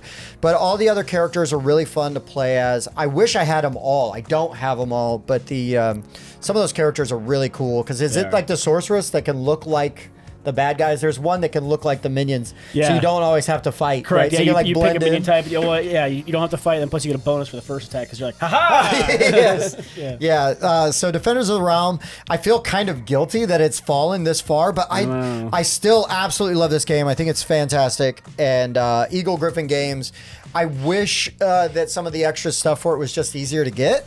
Yeah, it's just so out of print. For so long. It's so out of print, but it's still a fantastic game. Probably will always be in my top 50 just because I love it. So, but I also got to get it to the table again. You guys have talked about this a whole bunch, and I finally got to play it at Bob's house with the other Tim and Chris. And it's in my top 100. It holds up great. I think it's a blast. I love the parts where like one of the other guys on the team wipes out a monster and everybody else is celebrating. Like, you don't get those moments in Pandemic. It's kind of like, okay, I'm gonna take those 3 cubes away. Like, yay! Cool, thanks, Brad. Sweet. It was a bit Stream, yay. Now let's go to Tokyo. I was God, not a so many cubes huge there. Pandemic fan, but Defenders of the Realm is a lot of Yeah, fun. it's a Richard Lanius game. I absolutely love it. 2010 release, so 13-year-old game now. Yeah, really good. And a really good designer. It's got a good track record. Dan. My number 31 was 13 last year. Oh, Look at that. By Meromorph Games, and that is the Shipwreck Arcana.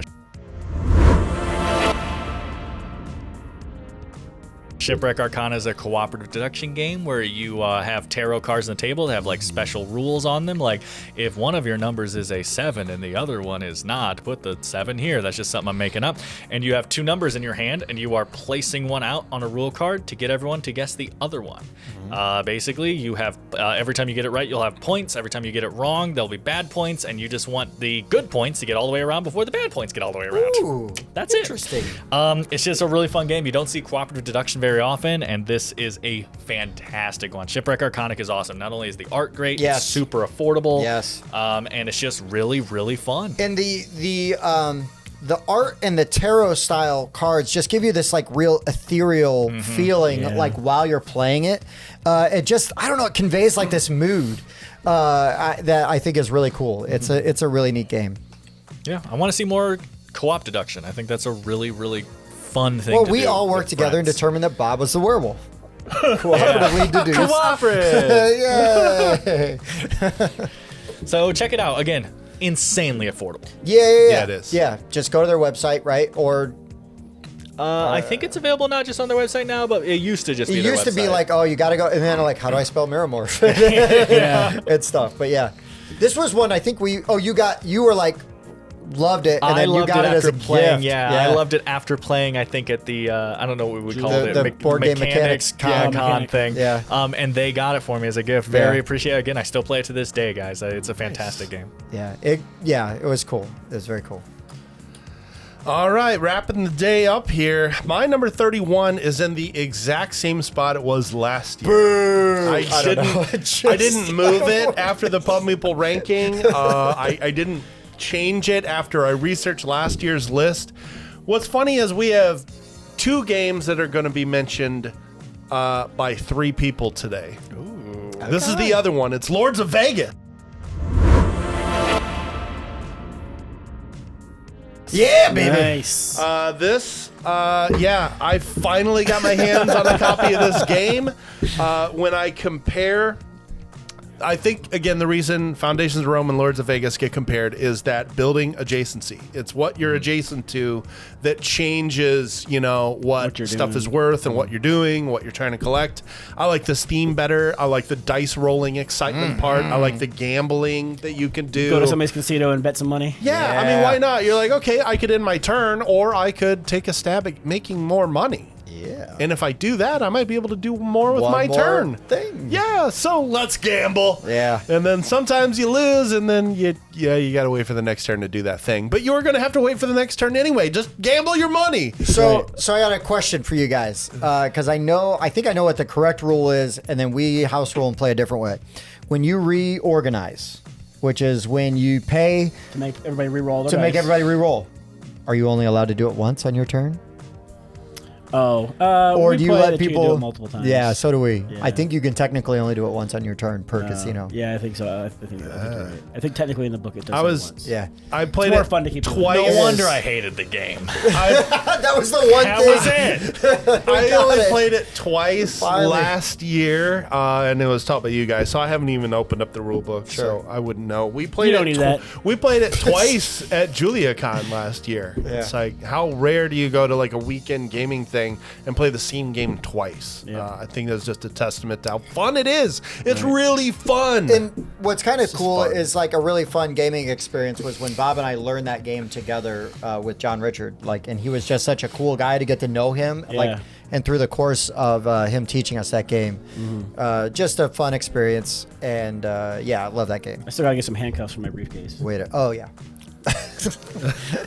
pink fuzzy ones. Yes. No, he already has those. Oh yeah, my bad. I That's just what have I just have first edition, but it's got the expansions in the box, so works Yeah. for me. Sweet, that's great. You did it right. I've only played the game 3 times, I think, and I was miserable every single Every time. single- Yeah, time. unfortunately, this was one that I just won't ask Dan to play anymore. Not unfortunate for Dan, but there's some games where it's like, come on, man, let's just try it again. And I will let me give Dan credit; he's a good sport, But Well, it just doesn't help that the third time we played, the most recent time, there was literally someone at the table who was just purposely stealing all my stuff. Like, they were just like, Dan doesn't like the game, I'll just purposely steal all his stuff. That's And Rackham. I'm just like, why are you trying to make me less happy? What did I do? I'm already miserable playing this game. yeah, Cut me Yeah. some slack. All right, so we're gonna thumbs up, thumbs down, or run through yes, again? we are. Yes, we are. All right, so we're gonna rip back through our list real quick while everybody else is yay, naying, or somewhere in between the games. As soon as Dan is ready with his thumb, and here we go. So from 40 all the way down to 31, we have Star Wars Deck Builder. There we go. Gaia Project. Foundations of Rome. Lords of Vegas. Beyond the Sun. Yeah. Korra, Rise of an Empire. Ahoy, Kitchen. Karuba. Yeah. Jamaica. Ooh, I want to take you. Oh, Jamaica's a game. Mission Control. And Planet Unknown. Daniel locked Wow. in on Mission Control. Just locked in on Mission Honestly, Control. Bob, my thumb never moved. I love all 10 of those games. What was the last one? Fantastic. Sorry, I was yelling. Planet Unknown. Yeah. Great. I mean, 10. it's, not like, it's more like a. Great It's like 10. Okay. All right. So my 40. Here we go. Reality Shift. I recommend the deluxe edition. Ready, Set, Bet. Game of Thrones. Twilight Inscription. Come on, thumbs up, boys. Ahoy, Kitten. Dan, Don't Hurt Yourself. Quacks of Quedlinburg. Dan, Just Keep It There. keep it Lords down, of yeah. Vegas. Descent, 2nd edition. My Father's Work. And Defenders of the Realm. Okay, going to mine is I was looking at adding your guys' things to mine. So Tim, on yours, I played Game of Thrones once and I got curb stomped. It was just not a Not good cool. experience. Not Yeah. cool.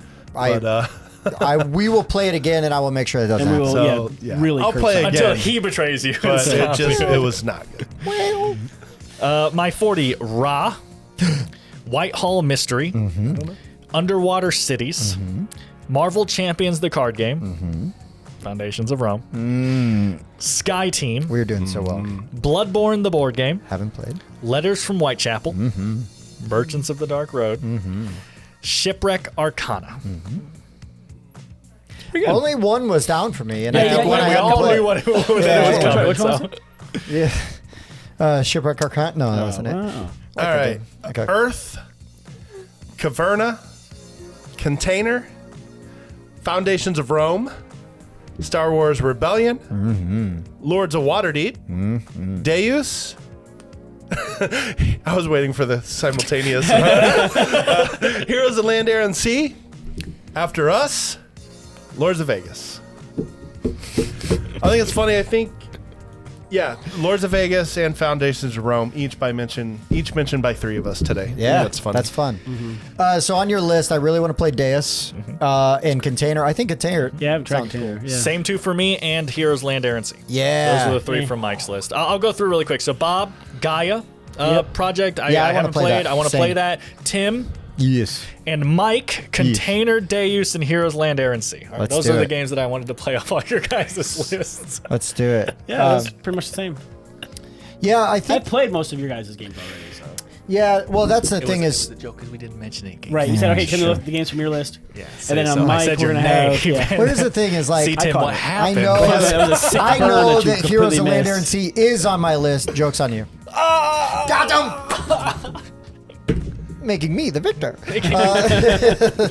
You'll be bleeding. I want to try Bloodborne. I do want to try that, Dan. I really do. Yeah, it was very sounds interesting. Don't cool. look at me anymore. And We're gonna still look at you, mister. Okay, John Wayne. I've played it, but I want to play Pilgrim. Defenders of the Realm with Tim. Yeah, let's do it, man. That'll be a good time. Enjoyed I that. like Defenders. That'll be a good time. Really good game. All right, guys. This is well, we're almost halfway through, right? Almost halfway there. 2/5 of the way Whoa. done. Very excited. These lists are so much fun. I love doing them, especially like the top 50. If they weren't so like, I don't know. I feel like we could only do it once a year, like to really have it like be Yeah. meaningful. Yeah, 100%. But like I would do this all the time because Honestly, it's so the much first fun. time we did it a year, then off, then a year again, and even that I thought was interesting. Well, yeah, because the but- first time we only did a top 30. Right. Right. That's a good point. That's the initially found. Yeah. But if you found this video helpful, please consider liking, subscribing, doing all those things. Tell a friend. Check out our Discord group. We've got an awesome community over there. Lots of chatting going on, lots of sharing of just different games and pictures of games and stuff. And honestly, like most of it is community driven. We just kind of like pop in and out. And I mean, we're there and we're commenting and sharing, but like you guys and all the people that watch do so much in there. It's really fun to see all of that. We also do have a Patreon if you'd like to support the show financially and help us continue to make great content for you guys. But if not, or you can't, that's totally fine. Just give us a thumbs up, thumbs down. Dan, what should everybody be doing in the comments for this Right. episode? Well, you guys know, right? I'm going to be a little bit of a broken record every episode here, but basically pick one game from each of our lists today that you want to play the most or that you like the most, whichever one is a stronger, more passionate feeling from you. And at the end of this, you're going to have 20 games that you can talk about. I think that's really interesting. So leave those in the And comments. you can even cheat and pick one game that was on three people's lists all in Yeah, one right? day. Whose list had more thumbs up? Yeah. Ooh. From Mine. you. Well, The last thing is, because we were talking about our Discord, hate to be a bit of a Debbie Downer here, not really, not that, but so we were talking about joining the Discord and talking to us. Absolutely, guys, do that. But also, don't forget, if you're going to be in that Discord and talking to us all the time, to leave a comment here every once in a while, Yeah. too. YouTube does not care that we have a Discord. They It don't? wants you to talk to us here as well. So don't forget Yes. every once in a while to leave us a comment here so that we can talk here as well. It's just the way the world works. It is. appease the algorithms. Oh. Okay, guys. Anything else to add before we wrap up? I don't think so. Yeah, seriously. After that. Ugh. All right, guys. For the Board Game Rundown, I've been Tim. Bob. Mike. Daniel. We'll see you next time. Next 10 really good. What's your next 10? Fucking thing. And you can say the title's only 3 words.